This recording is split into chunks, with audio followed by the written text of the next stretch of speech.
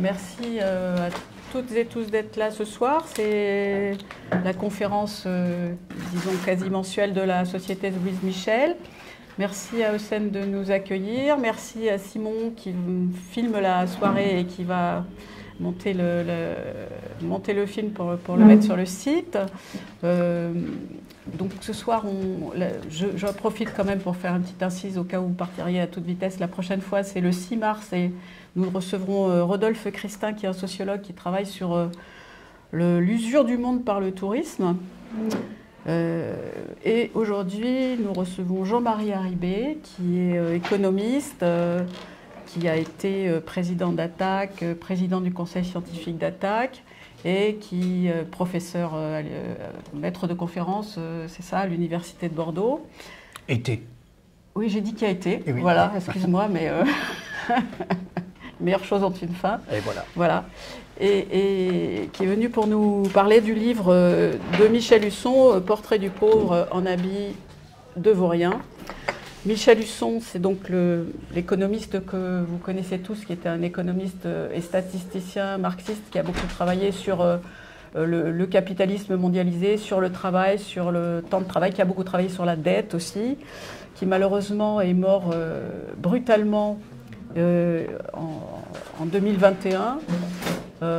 Il avait terminé ce livre sur lequel il avait travaillé pendant 5 ans, mais il n'avait pas fini de le mettre en forme, il n'était pas prêt à être publié. Donc ce livre a été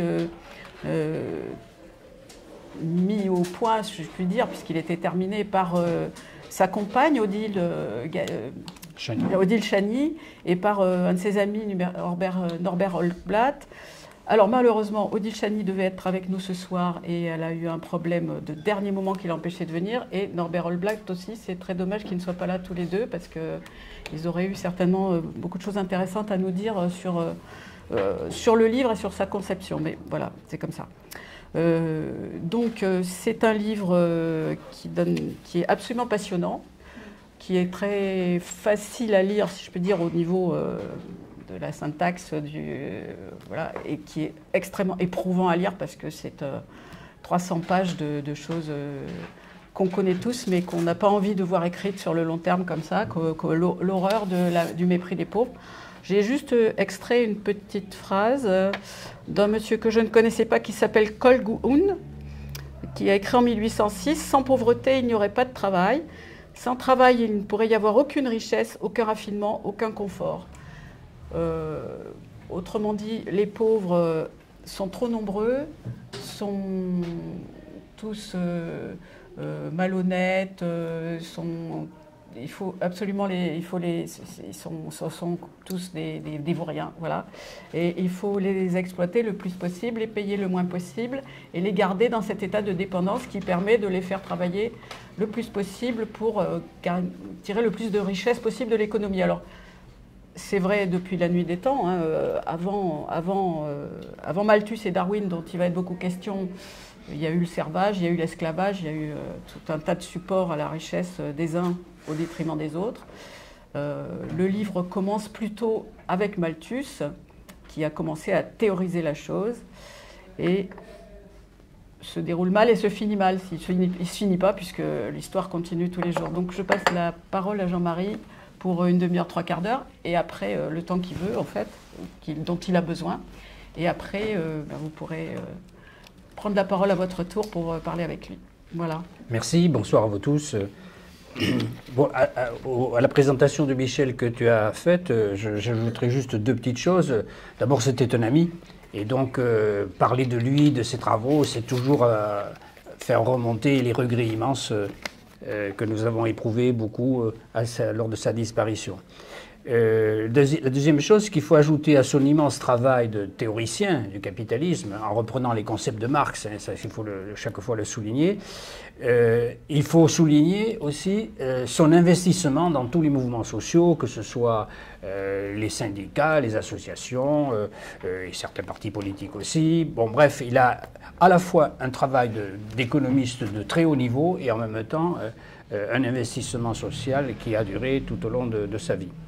Alors, effectivement, ce livre, comme tu l'as dit, ce livre, il ne faut pas avoir peur de le lire, hein, parce qu'il est très facile à lire. Michel avait une plume extraordinaire. Ses textes étaient écrits impeccablement, donc ça facilite énormément la lecture, parce qu'effectivement, le matériau qui est accumulé est impressionnant. Impressionnant par le côté systématique de la vision qu'ont les classes dominantes depuis 3 siècles à propos des pauvres et des exclus ou des mis sur le banc, sur le côté, sur la touche, pour satisfaire les exigences de l'accumulation. Alors, Michel, d'emblée, il pose dans le début du livre, dans son introduction, il pose d'emblée les objectifs qu'il s'est fixés, qu'il veut atteindre.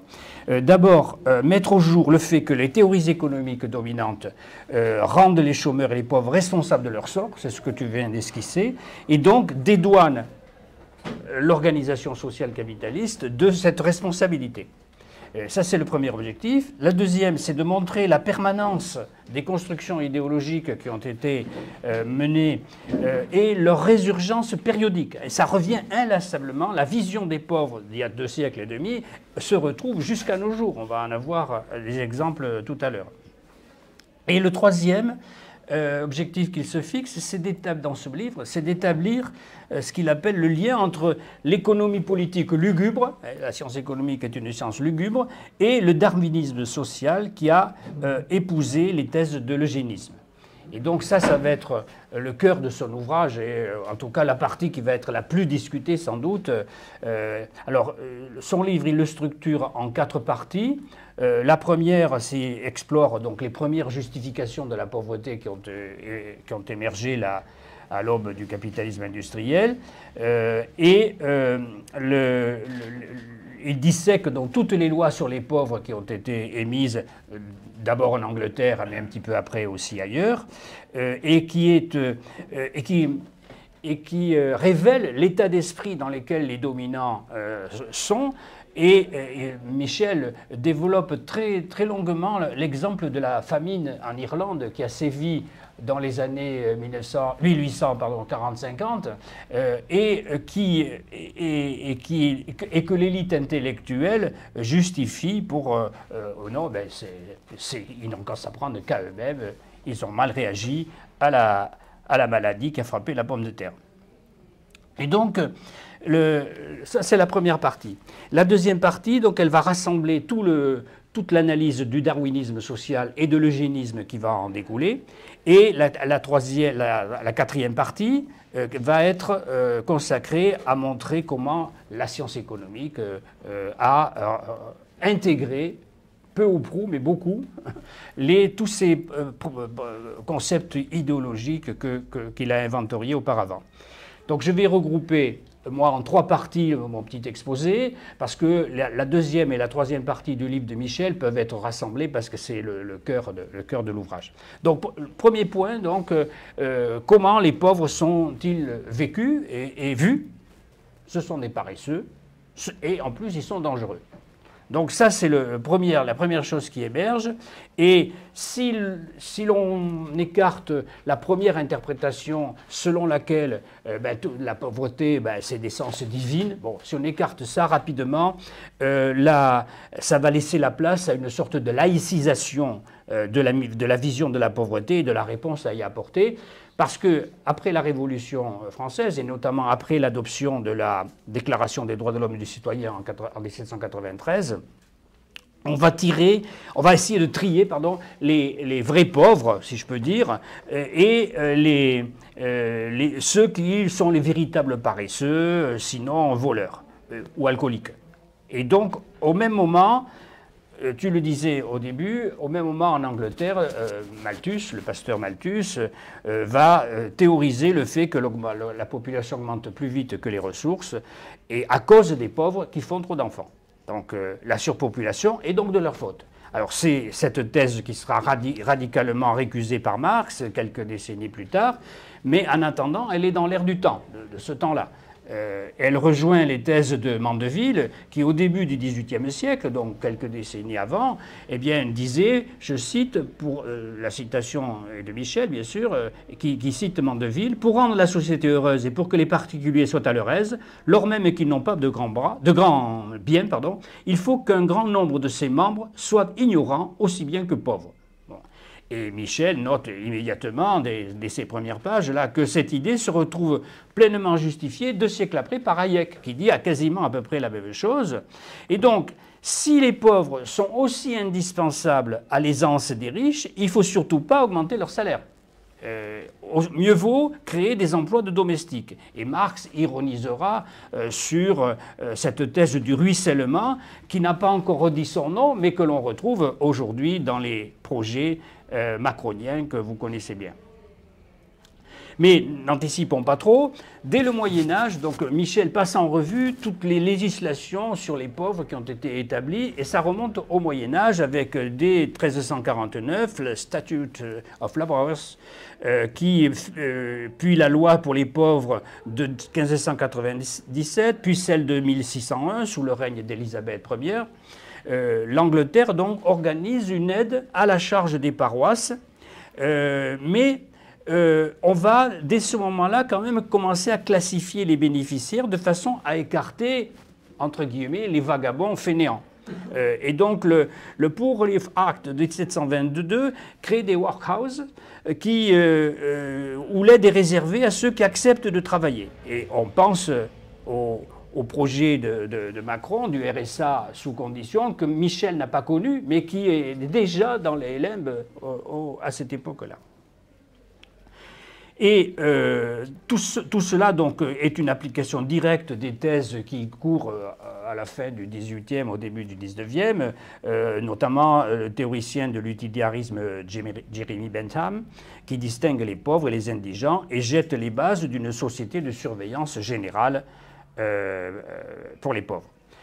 Et c'est cette idée d'ailleurs que reprendra Foucault au XXe siècle quand il combat le néolibéralisme, quand il diagnostique le néolibéralisme dans lequel l'action de l'État modèle le cadre dans lequel s'exercent les choix individuels. Et pendant que se répandent toutes ces divagations, donc de Malthus, de Bentham et de beaucoup d'autres, les pauvres, le nombre de pauvres explose au début du XIXe siècle et en Angleterre, et qui s'explique, et ça c'est la thèse de Marx, et qui s'explique notamment par la généralisation des fameuses lois sur les enclosures qui vont chasser des campagnes une grande partie de la main-d'œuvre qui va se prolétariser dans les usines naissantes.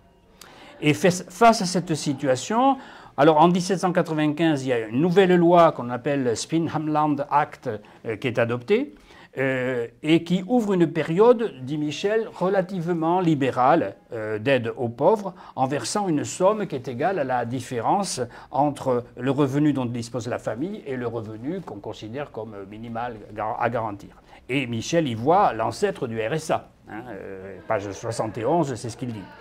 Mais à l'époque, donc au début du XIXe siècle, donc jusqu'à la première moitié du XIXe, les critiques contre cette loi pleuvent. Et même le célèbre économiste Ricardo demande son abrogation. Mais devant les émeutes qui éclatent en 1830, vous savez que c'est la période où toute l'Europe est en ébullition ouvrière, devant les émeutes qui éclatent en 1830, il y a une nouvelle loi, le Poor Law Amendment Act, qui est adopté en 1934 et qui prévoit que les pauvres qui demandent à être secourus seront automatiquement placés dans des maisons du travail. Au nom de l'idée que la loi précédente, le Spinhamland Act, cette loi qui, selon les dominants, avait détruit, je cite, le sens de l'effort et la morale des travailleurs. Et donc, Michel continue à citer, à éduquer une nouvelle génération dans l'oisiveté, l'ignorance et la malhonnêteté, écrivent les rapporteurs de la nouvelle loi.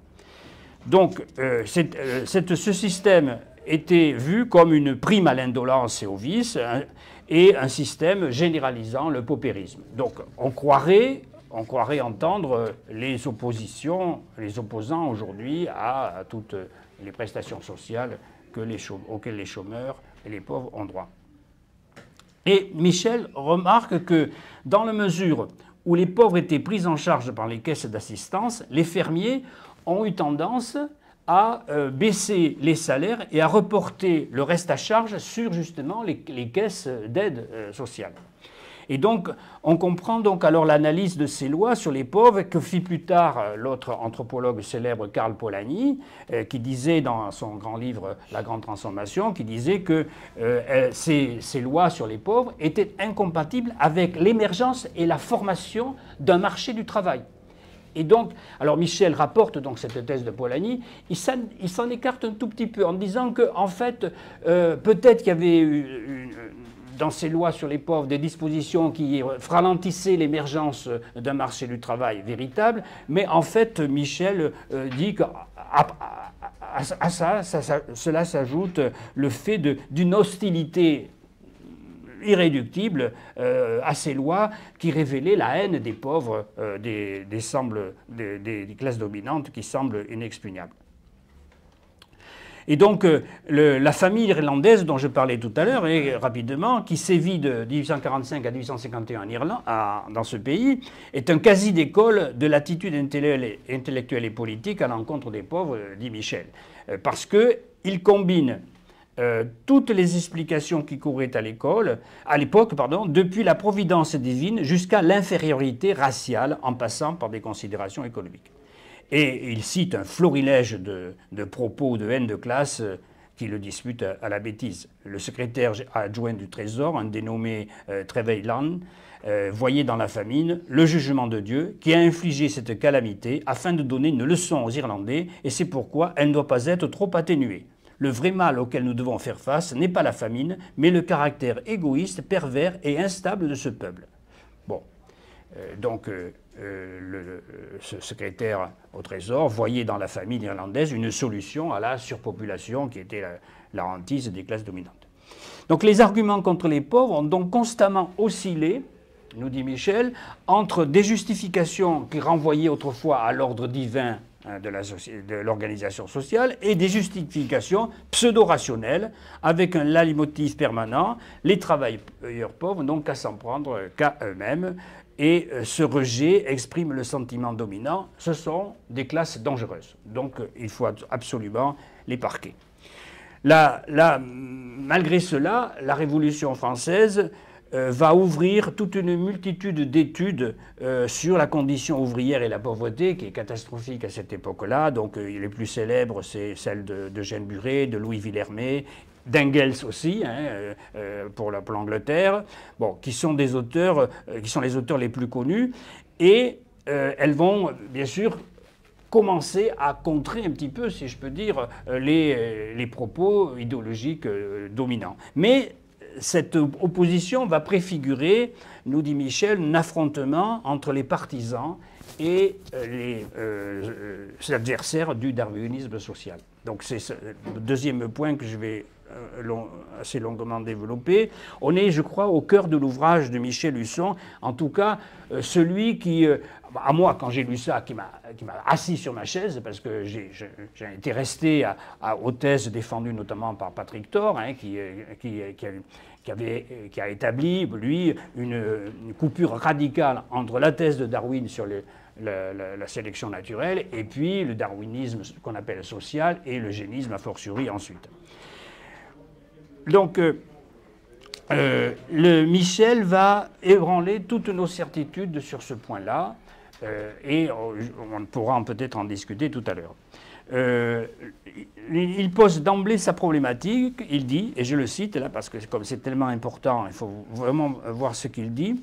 Notre thèse est que Darwin lui-même s'est gardé de s'engager sur cette voie, le darwinisme social. Il a laissé les portes ouvertes et ça ne remis à d'autres. Mais c'est cette sorte d'émission, entre guillemets, de Darwin, va être une brèche dans laquelle vont s'engouffrer les eugénistes un peu plus tard. Vous savez que Darwin a publié son célèbre livre « L'origine des espèces » en 1859, qui anéantit tous les dogmes créationnistes en faisant de la sélection naturelle la clé de l'évolution des espèces.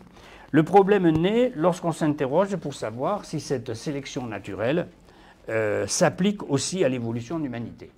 Et donc c'est là où Michel Husson explique que Darwin ne dit rien là-dessus dans son grand ouvrage L'origine des espèces. Mais dans le suivant, qui paraît en 1871, dont le titre est La descendance de l'homme et la sélection naturelle, Michel Husson nous dit que Darwin oscille. Il oscille entre les deux termes du dilemme suivant. Est-ce qu'il s'agit d'un processus de socialisation humaniste ou bien de sélection naturelle supposant la lutte pour la vie? Donc, le premier terme de ce dilemme, c'est celui que privilégie, je vous l'ai dit tout à l'heure, Patrick Thor, qui est le grand spécialiste de Darwin en France, qui dit, Patrick Thor, la sélection naturelle sélectionne la civilisation qui s'oppose justement à la sélection naturelle. Mais Michel Husson conteste l'univocité de cette interprétation. Et il passe en revue une quantité d'écrits considérables de Darwin qui jettent le trouble, effectivement, et ce qui fait que la porte va être ouverte pour que s'y engouffrent tous les tenants de ce qui va être appelé plus tard le darwinisme social, c'est-à-dire la transposition des lois de l'évolution naturelle à l'évolution des sociétés humaines. Michel Husson, toujours d'une honnêteté intellectuelle impeccable, il crédite Darwin d'une certaine prudence. Il n'est pas à la charge violemment contre Darwin, mais il nous dit Darwin est prudent, mais il s'abrite derrière des auteurs qui vont donner, eux, le coup d'envoi aux thèses eugénistes et racistes, notamment Francis Galton, Wallace, Gregg, et Darwin avait avalisé, dans certains écrits, les propos de Gregg sur l'Irlandais malpropre et l'Écossais frugal, ou bien sur les effets désastreux des projets médicaux dont bénéficiaient les pauvres. Et Michel Husson met en lumière les dispositions que les nazis n'auront même pas à inventer, car elles avaient été déjà formulées, selon lesquelles le droit à la paternité devait être réservé à l'élite de la nation. Et Darwin, nous dit Michel Husson, livre ses arrière-pensées sociales, ou plutôt antisociales. Il regrette, Darwin regrette que l'action syndicale mette à mal le processus de concurrence, ce qui est un grand mal pour le progrès futur de l'humanité. Et pour Michel Husson, ça montre combien la science de Darwin est profondément articulée à des préjugés de classe et à des positions qui sont plus que conservatrices, voire réactionnaires. Dès lors, le quitus donné par Darwin à son cousin Galton est lourd de conséquences. Darwin dit « J'ai tendance à être de l'avis de Galton, à savoir que l'éducation et le milieu n'ont qu'un faible effet sur le caractère et que nos qualités sont pour la plupart innées. » Donc vous voyez le risque d'ambiguïté qui peut saisir donc la thèse de l'évolution des espèces si on l'applique aux sociétés humaines. Alors, Galton était à l'époque un scientifique qui était connu pour ses travaux statistiques, mais qu'il tente d'appliquer au processus humain en soulignant l'importance des facteurs héréditaires dans la détermination des différences sociales. Par exemple, tous les efforts pour protéger les moins dotés sont pernicieux parce qu'ils faussent le processus de sélection naturelle. Donc le projet eugéniste est né dans cette déclaration. Donc Michel Husson nous dit que la sélection des plus aptes est théorisée. Et Michel voit dans ses propos, de ces scientifiques, entre guillemets, qui s'expriment à l'époque de Darwin, il voit la succession de dérives qui aboutiront au projet eugéniste, donc, et notamment la hiérarchie entre les races. Et donc la légitimation d'une prétendue supériorité des hommes sur les femmes qui est avalisée par Darwin. Et ça, quand j'ai lu ça, je me suis assis sur ma chaise. L'homme atteint, dans tout ce qu'il entreprend, un projet auquel la femme ne peut arriver, quelle que soit d'ailleurs la nature de l'entreprise, qu'elle exige ou non une pensée profonde, la raison, l'imagination ou simplement l'emploi des sens et des mains. Donc ça, c'est Darwin qui dit ça. Et donc, s'ensuivent tout un tas d'élucubrations sur la dimension des crânes féminins pour trouver un fondement scientifique ou prétendument scientifique à une supposée infériorité des femmes. Et Michel Husson tranche, alors avec une limpidité extraordinaire, page 142, l'argument selon lequel il faudrait contextualiser pour prendre en compte les conceptions de l'époque n'est pas recevable pour deux raisons. La première est d'ordre épistémologique, dit Michel. Quand une théorie est fausse, il faut la rejeter et non pas chercher à relativiser l'erreur en invoquant l'environnement de l'époque. La Terre n'est pas plate et tourne autour du Soleil, même si on a pu penser l'inverse dans des siècles passés. Donc, dans tous les penseurs de l'époque, et parmi les économistes, on va y venir tout à l'heure, seul John Stuart Mill, c'est le seul représentant de l'économie politique qui s'écarte nettement de ses attitudes antiféministes, mais c'est ce que ne réussit pas à faire Darwin, justement, nous dit Michel, parce que ces thèses découlent de manière inextricable des exigences internes de sa théorie à Darwin et de ses propres préjugés. Et Michel s'interroge, au milieu de son livre, mais alors, qu'en est-il de Marx et des marxistes? Et alors Michel rappelle que Marx a toujours refusé contre Malthus la subordination des relations sociales à des lois naturelles immuables, donc ça c'est le principe matérialiste de Marx, bien sûr. Et malgré la référence de Darwin à Malthus, qui aurait pu contrarier Marx et Engels, ils vont recevoir l'évolution des espèces, donc le livre de Darwin, avec beaucoup d'enthousiasme, nous dit Michel, et il cite Marx, pour qui l'ouvrage de Darwin lui convient parce que c'est dans cet ouvrage que pour la première fois, non seulement un coup mortel est porté à la téléologie dans les sciences de la nature, mais qu'en outre, le sens rationnel de celle-ci est exposé empiriquement. Donc voilà, c'est la première réaction à l'ouverture, à la publication, la première publication de l'évolution des espèces de Darwin. Et Michel Husson nous dit que progressivement, et notamment dans l'ouvrage de Marx, Le Capital, Marx va commencer à prendre quelques distances avec cette vision, parce que il dit l'histoire des hommes se distingue de l'histoire de la nature en ce que nous avons fait l'une et pas l'autre. Nous faisons l'histoire des hommes, mais nous n'avons pas fait l'histoire de la nature. Et Engels aura les mêmes réactions, donc après, dans un second temps de réflexion. Michel en conclut que l'enthousiasme à l'égard de Darwin s'est donc assorti d'un refus de cette transposition de la théorie de la sélection naturelle aux sociétés humaines. Et Michel se démarque à nouveau de Patrick Thor, qui pense, lui, que Darwin est... et ça je l'avais lu dans Patrick Thor aussi, donc je n'ai pas été surpris de le lire sous la plume de Michel.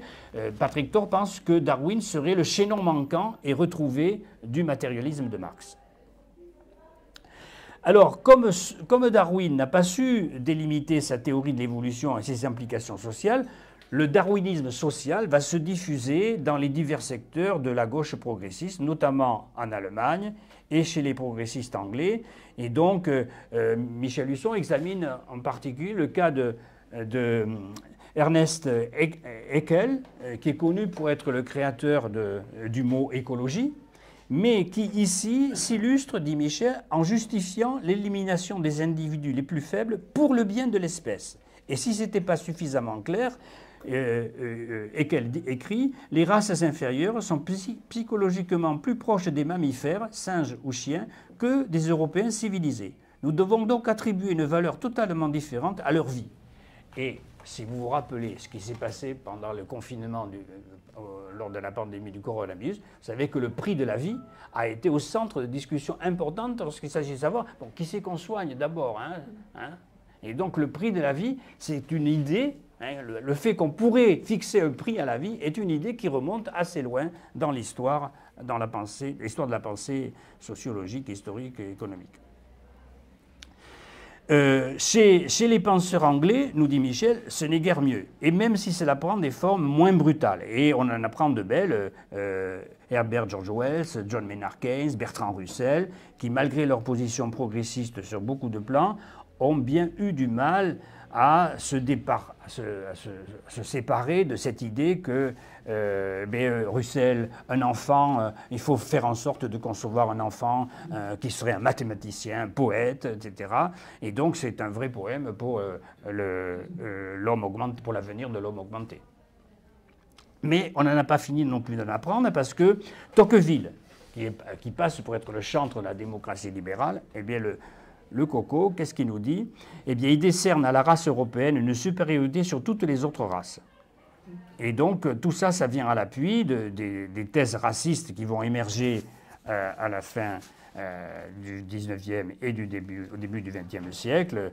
Et je cite un passage de Michel Husson à propos de Chamberlain, Premier ministre anglais dans l'entre-deux-guerres, qui adhère à l'idée pan-germaniste que la race germanique est le pilier de la civilisation. Donc, de l'antisémitisme au remerciement adressé à Hitler en 1923, bon, il n'y a qu'un pas. Et Michel raconte par le menu, mais non sans effroi. C'est pour ça que tu avais raison, Catherine, de dire que ça fait vraiment ça fait froid dans le dos. Les péripéties des chercheurs de corrélation entre la taille des crânes, les positions sociales. Lapouge sera en lien avec George Hammond, le fondateur de la dénommée anthroposociologie, et qui s'évertue à classer les individus en fonction de critères céphaliques et à biologiser les phénomènes sociaux. Ou bien, comme le médecin français Paul Broca ou Gustave Le Bon, qui à leur tour professent que les femmes sont intellectuellement inférieures parce que leur cerveau est de plus petite taille. Bon, donc je crois que Michel n'a pas de mal à nous convaincre qu'il y a un petit truc qui ne colle pas dans les thèses darwinistes, parce que même si ce n'est pas Darwin lui-même qui a avalisé complètement ces thèses-là de manière explicite, il y a peut-être une brèche dans laquelle, au contraire, les théories eugénistes, racistes vont s'engouffrer, et le XXe siècle en sera le moment le plus crucial. Alors, dans la dernière partie de son livre, Michel, en économiste professionnel, en statisticien professionnel, va se pencher sur les relations qui existent entre la dite science économique et puis toutes ces thèses qui font des pauvres les responsables de leur malheur. Et donc, je me doute que Michel Husson a dû souffrir le martyre en ayant travaillé toute sa vie avec une rigueur exemplaire. Il a dû souffrir en accumulant autant d'exemples d'utilisation des connaissances théoriques et des outils statistiques à de pures fins idéologiques. Et donc c'est la dernière partie de son livre, qui n'est pas moins intéressante que les autres, qui parlera un peu moins à ceux qui ne sont pas économistes, et donc, mais Michel est suffisamment pédagogue pour dire deux mots de ce qu'on sait de ces personnes-là en tant qu'économistes, pour après nous dire ce qu'ils ont élucubré à propos des thèses eugénistes et racistes et de leur vision des pauvres. Alors, il examine plusieurs cas en flagrant délit de travestissement scientifique et de délire idéologique. Alors, je m'arrête sur le plus connu, qui est le prix Nobel de médecine français Alexis Carrel, qui tient les propos suivants. Il est indispensable que les classes sociales soient de plus en plus des classes biologiques. Il faut que chacun occupe sa place naturelle. Et on ne s'étonnera pas que, le dit Alexis Carrel, il adhérera au Parti populaire français d'extrême droite de Doriot. En tant que statisticien, Michel Husson s'est penché sur les fondateurs de la statistique, qui, dit-il, étaient peu ou prou animés par une idéologie eugéniste, voire raciste. Alors, bien sûr, il ne critique pas et ne récuse pas les outils statistiques qui sont bien connus maintenant et que lui-même utilisait tous les jours, mais il va se pencher sur les arrière-pensées de ceux qui ont inventé le coefficient de corrélation, la variance, l'histogramme, enfin tous les outils statistiques de base que les statisticiens connaissent bien. Et alors il cite, dans l'ordre, Wilfredo Pareto, qui est un économiste italien, qui avait énoncé une loi qui porte son nom, selon laquelle on ne peut rien faire autrement que de constater que de tout temps à jamais et dans le futur, il y aura toujours 20% des pauvres qui n'auront que 80% des richesses, et donc cette division de la société est immuable et c'est une véritable loi selon Pareto.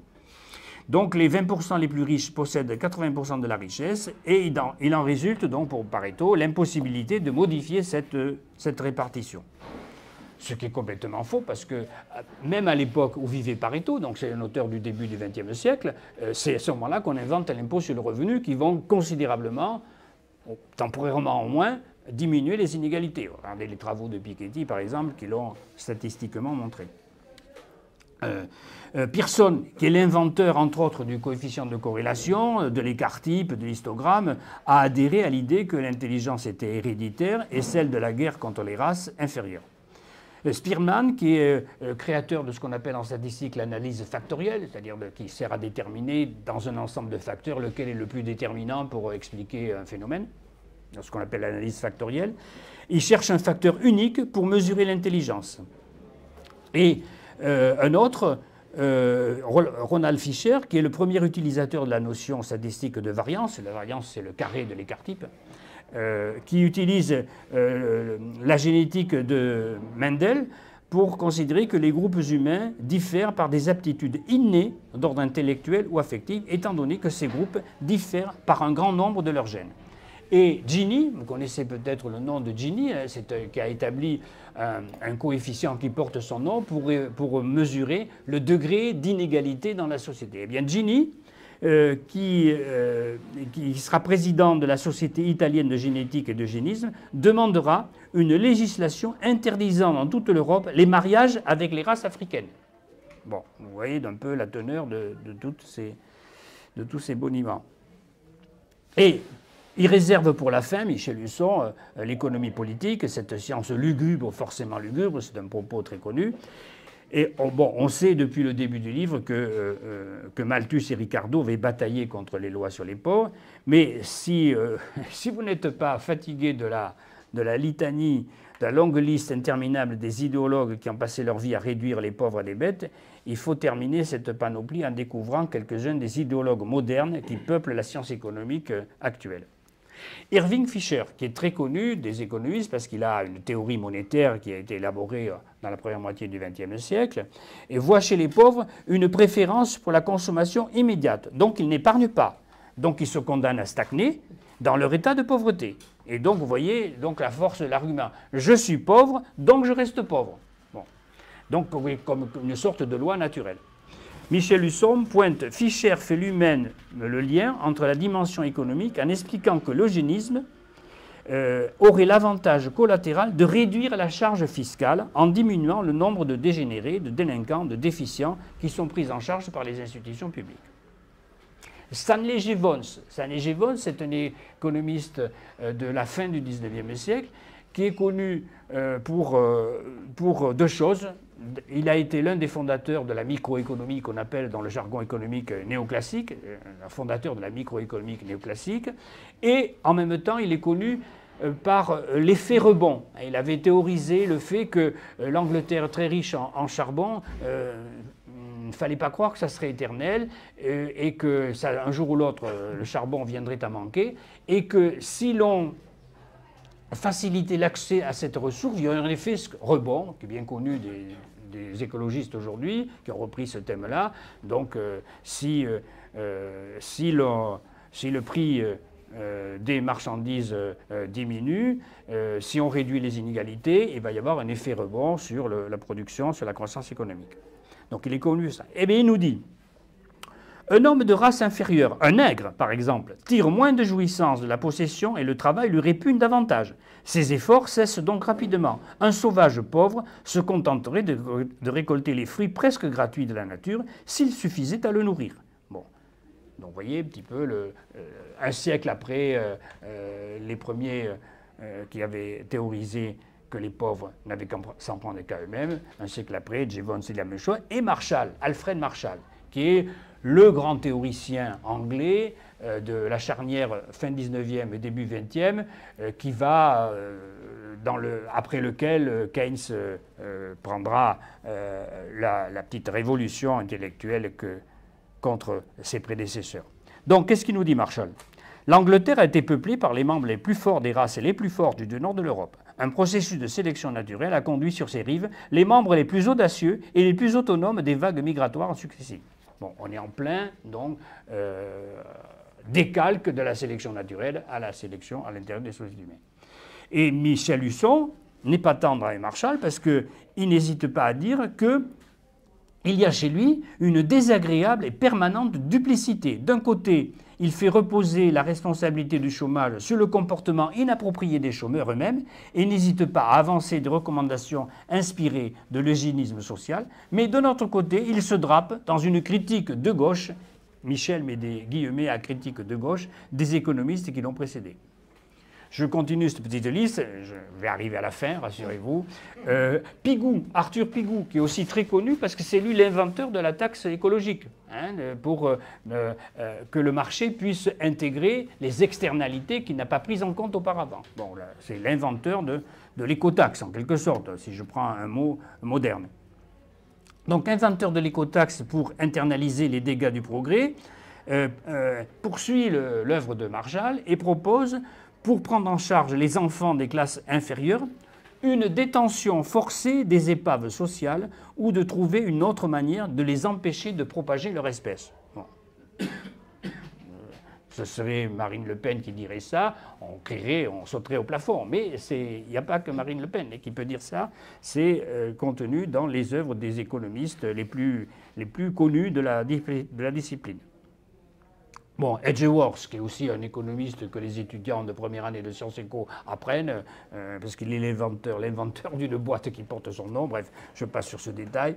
On apprend en même temps qu'il nous dit que tous les individus n'ont pas la même capacité de bonheur. Voilà. Bon, bref, Michel Husson ne rate pas une occasion de dénicher quelquefois un illustre inconnu, comme un économiste aux États-Unis, que personnellement je ne connaissais pas, qui s'appelle Thomas Nixon Carver, qui offre un télescopage entre théorie néoclassique, sélection naturelle et volonté divine assez fascinant, nous dit Michel. Parce que, nous dit cet auteur que je ne connaissais pas, l'instauration d'un salaire minimum serait un élément de sélection inefficace. Et Michel Husson le cite pour comprendre ce qui pouvait sembler être un paradoxe. Le salaire minimum tendrait à éliminer les membres les moins compétents de la communauté, de sorte qu'au fil du temps, il n'y aurait plus personne dont les services ne valent pas au moins le salaire minimum. La communauté actuelle serait alors composée d'une classe supérieure d'individus et la qualité générale de la population ne serait plus détériorée par la lie humaine qui constitue aujourd'hui ce qu'on appelle la partie immergée. De ces déclarations a une fascination pour le fascisme qui, dans l'entre-deux-guerres, va s'imposer dans plusieurs pays en Europe. Le pas est vite franchi. Ludwig von Mises, qui est aussi un auteur économiste du XXe siècle, autrichien, créateur de ce qu'on appelle l'école autrichienne en économie, nous dit « Le fascisme et les mouvements similaires qui visent à l'établissement de dictatures sont animés par les meilleures intentions et que leur intervention a pour l'instant sauvé la civilisation européenne. Le mérite que le fascisme s'est d'ores et déjà acquis vivra éternellement dans l'histoire. » Le prix Nobel, le prix dit Nobel d'économie de 1982, qui s'appelle George Stigler, ne fait pas plus dans la nuance. Il écrit que l'économie est une science positive et que si on l'étudie de manière professionnelle, on devient politiquement conservateur. Et Michel Husson complète le curriculum vitae de ce brillant professionnel en le citant à nouveau. Là, j'ai ri parce que ça m'a rappelé des souvenirs. Un partisan de la théorie de la valeur travail, dit donc Stigler, un partisan de la théorie de la valeur travail ne pourra jamais obtenir un poste de professeur dans une grande université américaine. Voilà. Bon. Alors, le dernier chapitre du livre de Michel Husson s'ouvre par une mise en exergue de Balzac, Mort faible. Cette sentence est écrite au fond des cœurs pétris par l'opulence ou nourris par l'aristocratie. Et Balzac avait sans doute très bien compris l'essentiel de ce que nous livre Michel dans son dernier opus, là, avec une minutie extraordinaire. Je vais conclure en disant qu'on peut considérer que cet ouvrage constitue une base documentaire exceptionnelle qui devrait figurer dans toutes les bibliothèques et à l'heure du numérique, accessible le plus vite possible à tous les chercheurs. Parce qu'il met au jour une somme tellement impressionnante des non-dits de l'histoire et de l'histoire de la pensée sociologique, économique, politique, etc., qu'on ne pourra dorénavant pas se passer de faire appel à... Alors, bien sûr, toujours en vérifiant, hein, c'est ça la recherche, mais quand même, il a réalisé un travail d'historien des idées qu'il a conduit en parallèle avec son travail d'économiste critique, de statisticien, d'économètre, fournissant quasi quotidiennement, vous le savez, des éléments théoriques et pratiques à ses pairs et à ses camarades militants. Et donc, Michel Husson était bien là, comme je le disais tout à fait au début, à l'intersection du champ académique et militant, comme le disent Odile Chany et Norbert Oblak quand ils ont accompagné la publication du livre. Mais il ne faut pas voir simplement dans le livre de Michel une simple accumulation sans fin de propos où on ne sait jamais ce qui l'emporte, le cynisme ou la bêtise. C'est beaucoup plus qu'une suite de propos anecdotiques sur la face cachée de nombreux penseurs, souvent honorés académiquement, sorte de Dr. Jekyll et Mr. Hyde, et Michel Husson, on le sent, il éprouve à certains passages de son livre le besoin lui-même de prendre une sorte de bol d'air, un peu d'air frais devant cette accumulation. Et on en a besoin pour saisir donc la portée épistémologique de cet ouvrage qui est stupéfiant à plus d'un titre, comme je l'ai déjà dit plusieurs fois. Premièrement, et ça sera les mots de la fin, Michel Husson, il dresse donc le portrait du vaurien, c'est le titre de son livre, Portrait du vaurien, qui est dessiné de manière récurrente et tout au long des 2 siècles qui viennent de s'écouler, par les porte-paroles de la classe dominante, et parce que il y a sans doute de la part de la bêtise, du cynisme, et en même temps une peur une panique devant le risque, le danger, entre guillemets, que représentent les classes laborieuses.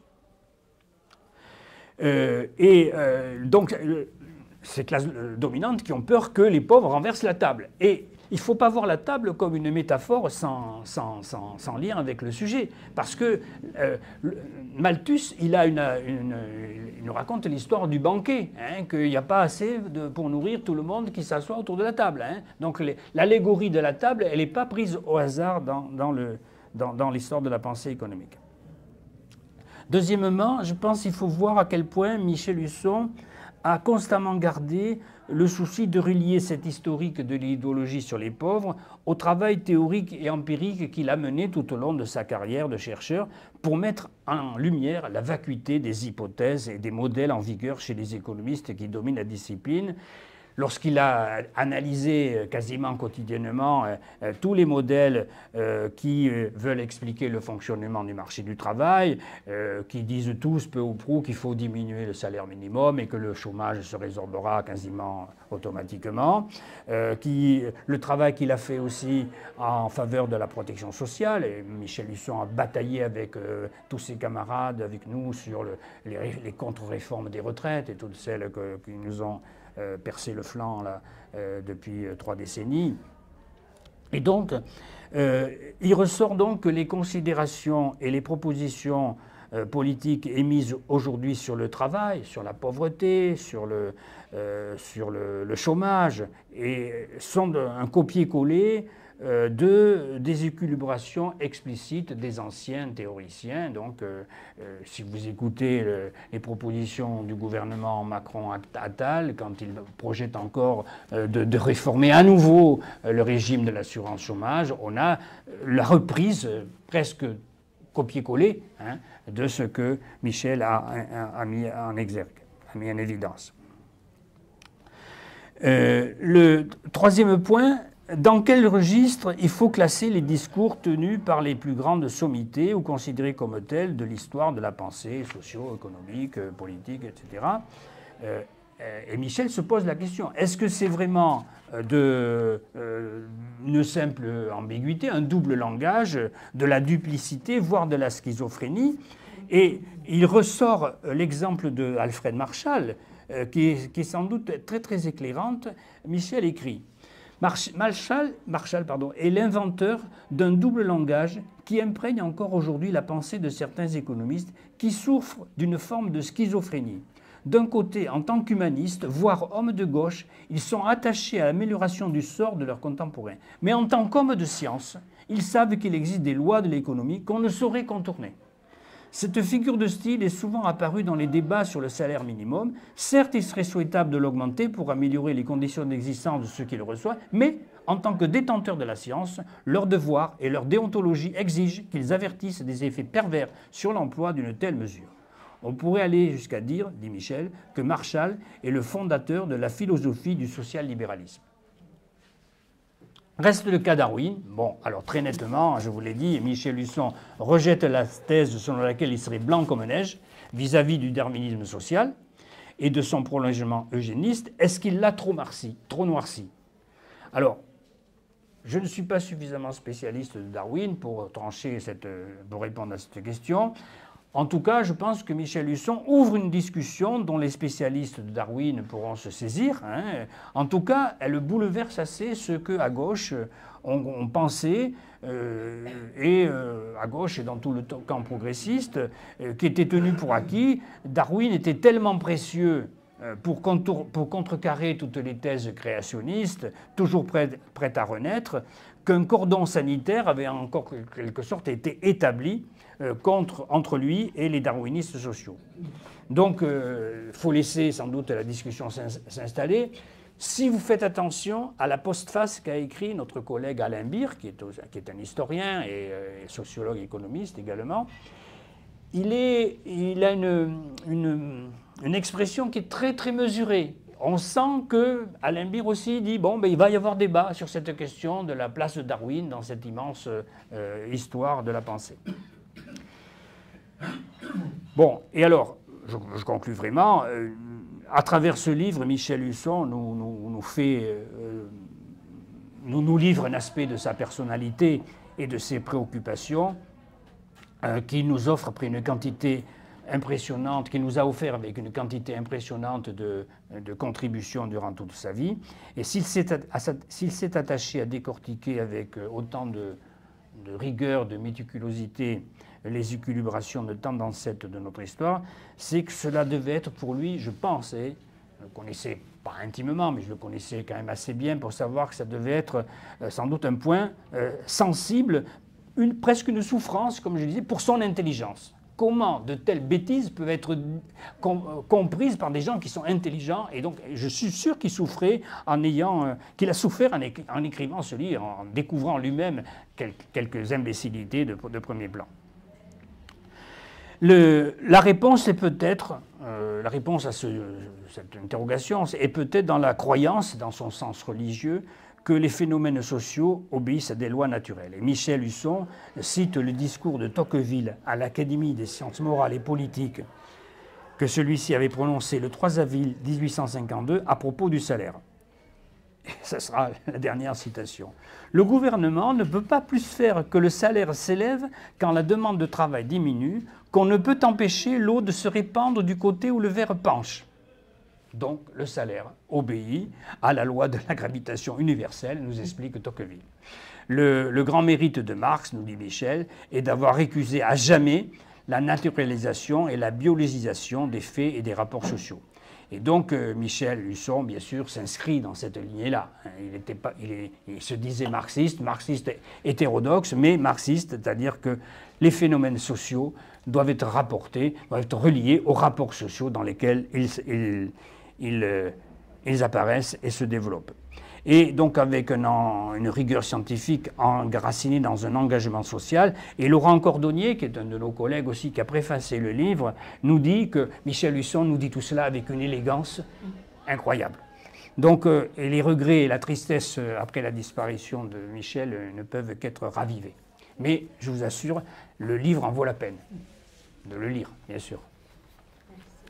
Merci beaucoup. Bravo, merci beaucoup. C'était passionnant et le livre est passionnant. Ah oui, le livre est vraiment passionnant. Oui. Ça se lit. Il se lit presque comme un polar. Presque, oui, presque. Malheureusement, on connaît la fin dès le début. On connaît les coupables, en tout cas. On connaît les coupables, voilà. Et alors, on va faire circuler la parole. Moi, j'ai une première remarque qui est tous ces auteurs au fil du temps, enfin, je dis auteurs, c'est tous ces intervenants d'une façon générale, ils ont quand même une certaine schizophrénie qui on ne parle jamais du pauvre comme consommateur, parce que le système ne tient aussi que parce que le pauvre consomme, et parce qu'il n'y a pas que les riches qui consomment. Et il y a Ford qui avait théorisé ça, en faisant des voitures que ses ouvriers pouvaient acheter. Donc là, on peut pas élargir le débat jusqu'à la malbouffe, l'obésité, enfin, je veux dire, on peut aller très très loin comme ça, mais je me suis étonnée que personne n'en parle. Voilà, je pose cette question et... Pierre, tu veux que je réponde de suite ou que... Alors peut-être on peut faire d'accord, cumuler plusieurs interventions et puis après tu vois ce que tu as envie de... Enfin, dans quel ordre tu as envie de réintervenir, voilà. Bon, merci pour ton exposé. C'est un peu compliqué d'intervenir parce qu'on a envie de poser des questions... Mais tu vas nous dire, qu'est-ce qu'aurait répondu Michel Husson? Oui. Alors, Michel, on va poser des questions sur des thèses dont l'auteur n'est pas là. Alors, tu es son représentant, mais bon, tu peux nous dire, effectivement, il aurait fallu la poser à Michel Husson, et tu auras le droit de voter en touche des questions en disant, Michel, c'est pas Michel, je suis pas Michel Husson, donc il y a forcément, même si tu as montré ton adhésion proche avec le travail de Michel, qui est quand même un travail qui t'est propre, et évidemment, vous n'êtes pas des jumeaux. Moi, il y a en tête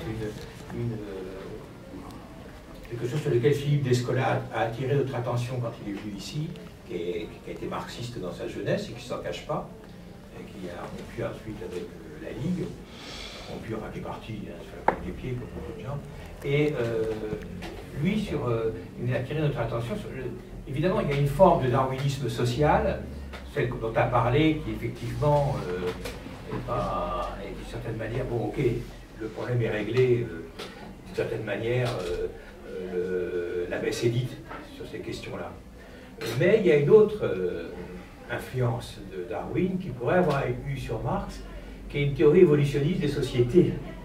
C'est-à-dire qu'il y a quand même, je ne sais pas si c'est chez Marx, l'affaire des modes de production par exemple. En tous les cas, chez les marxistes en général, il y a quand même l'idée que des sociétés se succèdent dans l'histoire, la société esclavagiste de l'Antiquité, les sociétés féodales, les sociétés capitalistes, puis le socialisme et enfin le communisme, et que ça, disait qui ferait par exemple que l'anthropologie, nous disait Descola, était très influencée par l'idée, par exemple, que les Indiens Jivaros, que lui il a étudié, seraient à l'âge de pierre.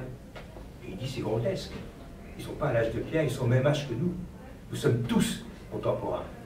Même si nous avons un rapport totalement, des cosmologies complètement différentes, des rapports complètement différents à l'invisible, etc., nous sommes tous contemporains.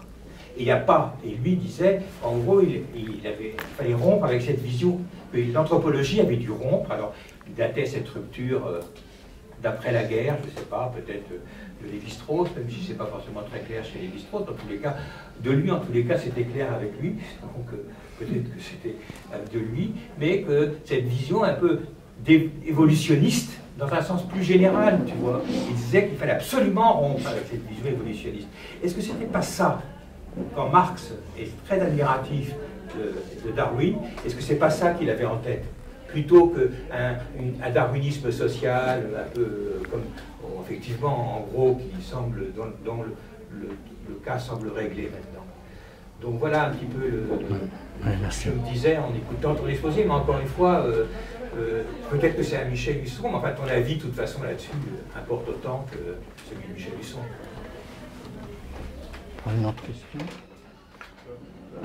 Une remarque, déjà, c'est que Michel Husson, outre tout ce que tu as dit dans la présentation, était membre de la Société Louise Michel, et il avait fait il avait animé 2 des soirées de la Société Louise Michel, donc c'était aussi un grand hommage. Dans le livre, Michel montre que certains discours qu'on entend aujourd'hui, en fait, viennent de loin, et que c'est la même idéologie qui sous-tend encore ce qui est dit par Vincent Laborgesse aujourd'hui. Mais je trouve qu'un des mérites de ce livre, c'est que ce n'était pas dit de la même manière. C'est-à-dire que maintenant, c'est dit avec un langage policé, on cache des choses, et de voir ce qu'il y a derrière en voyant par exemple ce qu'il disait franchement par rapport au moment de la crise irlandaise, de la famine irlandaise, où il y avait des idéologues, des politiques, etc., qui condamnaient le fait de vouloir aider les Irlandais. C'est d'un cynisme, d'une méchanceté qui permet de se dire aujourd'hui, c'est ça qu'il y a en fait derrière des langages beaucoup policés. Enfin, c'était quelque chose que je vais souligner. Alors, ta question, Catherine, comment se fait-il que dans tous ces pensées de tous ces gens qu'énumère Michel, il ne s'agit jamais des consommateurs, comme si le capitalisme n'avait pas besoin d'écouler ses marchandises.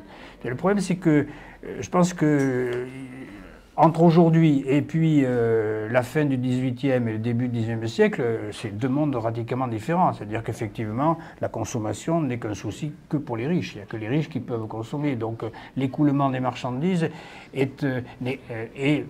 n'est pas qu'un problème théorique, mais il n'est pas celui que va connaître le capitalisme au XXe siècle, et tu faisais allusion au Fordisme et à la consommation de masse. On parle plus fort, on n'entend pas ici. Pardon. On n'entend pas. Donc je disais... Prenez carrément le micro. Donc je disais que... D'habitude, il y a le micro, d'ailleurs.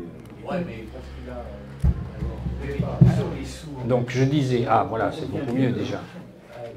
Donc on est à deux époques complètement différentes. Donc fin 18e, début 19e siècle, bon, les pauvres n'ont qu'à mourir, hein, ils sont trop nombreux de toute façon, donc il n'est pas question que les classes dominantes se préoccupent de leur consommation. Ce qui ne sera plus du tout le cas un siècle et demi plus tard, à partir de l'instauration d'un nouveau rapport salarial fondé sur l'accès à la consommation de masse. Donc je crois qu'il y a deux époques différentes qui fait que la préoccupation de la consommation était très peu présente à l'époque où Malthus théorisait le fait que les pauvres n'avaient qu'à se laisser mourir puisque de toute façon ils étaient trop nombreux. Alors la deuxième chose, la deuxième question porte sur un sujet extrêmement d'abord compliqué. Et donc, j'ai bien entendu le rappel de la thèse de Philippe Descola, effectivement, qui s'oppose à cette séparation entre la culture et la nature et la société. Est-ce que c'est le cas chez Marx? C'est un point à discuter. Je ne vais pas donner la parole définitive. Il est vrai qu'on trouve chez Marx l'idée que les modes de production se succéderaient les uns après les autres. Je ne pense pas que son esprit dialecticien, au plus haut point, lui faisait croire qu'il y avait une linéarité imperturbable qui faisait passer d'un mode de production à l'autre. D'ailleurs, quand il étudie le mode de production asiatique ou quand il se penche sur l'évolution de la Russie dans la deuxième moitié du XIXe siècle, il n'a pas du tout le même regard que lorsqu'il analyse ce qui s'est passé en Angleterre sous ses yeux ou en Allemagne. Je ne pense pas qu'il avait une vision mécaniste. Mais il est vrai, tu as raison, il est vrai qu'il y a cette idée, en tout cas le marxisme ultérieur, tout le mouvement qui s'est réclamé de Marx, a rediffuser cette idée que de toute façon c'est inéluctable, on va passer successivement du capitalisme au socialisme par la dictature du prolétariat d'abord et puis ensuite au communisme, société sans classe. Bon. Ce que j'ai envie de dire, et je pense que Michel dirait cela, mais bien sûr sous toute réserve, hein, je pense, c'est qu'aujourd'hui il n'y a plus beaucoup de gens se réclamant de Marx qui ont cette vision-là. Et que la question de cette linéarité historique serait... qu'on pourrait retrouver cette linéarité historique, je pense que il n'y a plus beaucoup de gens se réclamant de Marx aujourd'hui, et il n'y en a pas beaucoup d'ailleurs, mais parmi ceux-là, je ne pense pas qu'ils défendraient cette position, et je suis sûr que Michel ne la défendrait pas. Et puis, il y a un deuxième point, et qui aujourd'hui est extrêmement important, c'est que Michel, je n'ai pas eu l'occasion de le dire parce que ce n'est pas présent, on ne le voit pas dans ce livre, il faut l'avoir connu tous les travaux qu'il a fait en parallèle pour dire ce que je vais vous dire, à savoir qu'il était maintenant Alors, c'est vrai, sur la deuxième partie de sa vie, peut-être pas quand il avait 20 ans, mais dans la deuxième partie de sa vie, il était convaincu que le modèle productiviste était obsolète et qu'il fallait en sortir. Et donc la prise en compte de la question écologie, qui nous renvoie à notre rapport à la nature, et donc je reviens à ta question, la question écologique nous fait rompre avec cette vision qui a été véhiculée effectivement par le marxisme pendant le XXe siècle, à savoir que, de toute façon, il faut développer les forces productives et puis le reste suivra. Donc Michel avait rompu avec cette vision-là. Et il était intimement convaincu que la transition écologique était indispensable. Et mieux encore, et c'était un des points très forts communs que j'avais avec lui, à savoir qu'on ne peut séparer la résolution de la question sociale de la résolution de la question écologique. Et si on ne peut résoudre l'une si on ne peut résoudre l'une sans résoudre l'autre. Donc là, je suis intimement persuadé de cela, de la part de Michel, et il a fait des travaux très très intéressants dans la dernière partie de sa vie sur cette question. Il a même travaillé sur, parallèlement avec moi ce que je faisais, parce que je m'intéresse aussi à cette question-là, sur le dilemme qu'on avait à surmonter, à savoir si on a une production qui augmente trop rapidement, on va avoir des émissions de gaz à effet de serre qui dépasseront ce que la planète peut supporter, et donc on est devant le dilemme suivant, à quel niveau il faut balancer entre une augmentation de la production pour répondre à certains besoins, en pensant à la qualité de cette production, et en même temps savoir que il faut assumer une transition énergétique tout à fait primordiale aujourd'hui. Donc là, il était convaincu de cela. Il a même fait, je me souviens d'une ABAC, qui est un outil statistique très très connu. Il a même construit une ABAC pour montrer le croisement des niveaux de production à éviter et des niveaux de pollution, d'émissions de gaz à effet de serre à limiter. Bon, si vous vouliez les références, je vous les indiquerai. Donc voilà, c'est une question très très difficile et très très intéressante à décortiquer. Pour résumer sur ce point-là, je dirais donc très vraisemblablement, je crois qu'on peut considérer que la vision que les quelques rares économistes se réclamant de Marx aujourd'hui pour comprendre la crise structurelle du capitalisme aujourd'hui, avec cette double facette d'une crise sociale et d'une crise écologique, ceux qui se réclament de Marx aujourd'hui dans cette lignée-là ne croient plus du tout au fait qu'il y aurait il y a une phrase qu'on trouve dans le Capital et qui peut surprendre. Alors je la cite de mémoire, je ne vous dirai pas la page, mais je la cite de mémoire. Le devenir du singe donne l'avenir de l'homme, etc. Donc il y a cette vision d'une linéarité et qui aujourd'hui, de mon point de vue, n'est plus avalisée par les gens qui se réclament de Marx aujourd'hui pour comprendre donc la crise de l'accumulation du capital qui se heurte à son impasse sociale et son impasse écologique. Je suis intimement persuadé, et je pense que Michel n'était pas éloigné de cette question, je suis intimement persuadé que si le capitalisme connaît aujourd'hui un ralentissement très net des gains de productivité du travail, même vous savez que la productivité dans certains pays est en train de diminuer, et Michel avait beaucoup travaillé cette question de l'évolution des gains de productivité. Si le capitalisme n'arrive pas à faire engendrer par la force de travail des gains de productivité élevés, mais la première raison essentielle, c'est qu'il ne propose pas de modèle social susceptible d'accompagner justement l'essor de la productivité. Pourquoi il y a eu des gains de productivité très élevés dans les périodes antérieures? D'abord, parce qu'il y avait la reconstruction de l'après-guerre, mais il y avait aussi le fait que le capitalisme avait été obligé de concéder un certain nombre de concéder des avantages sociaux qu'aujourd'hui il a remis en cause. Vous ne pouvez pas obtenir des gains de productivité élevés quand vous prolétarisez ou quand vous paupérisez la majorité du corps social. Donc c'est une contradiction insurmontable. Et donc contradiction insurmontable qui fait que puisque la valeur que veut le capital est produite par le seul travail, par la seule force de travail, eh bien on ne peut pas dévaloriser à ce point la force de travail et espérer en même temps des gains de productivité élevés. Pardonnez-moi, j'étais un peu long sur ce point, mais je n'ai pas oublié la dernière question. Est-ce que, et c'était la dernière question, Est-ce qu'il y a un langage policé aujourd'hui qui dissimule les mêmes thèmes qu'il y a 200 ans? Mais bien sûr, je suis tout à fait d'accord, oui, tu as bien résumé la chose. Il y a un langage policé, mais pas toujours aussi policé que peut-être on le croirait, parce qu'il y a des fois des trucs... Macron est spécialiste pour des propos à l'emporte-pièce et qui sont d'un cynisme énorme et d'une brutalité sans nom. Hein. Bon, je crois que... Bon. Mais bon, bien, tu as raison. Il y a une capacité de la classe dominante à masquer son idéologie derrière des propos plus arrondis, mais qui n'en cachent pas moins la violence sociale qui s'exprime derrière.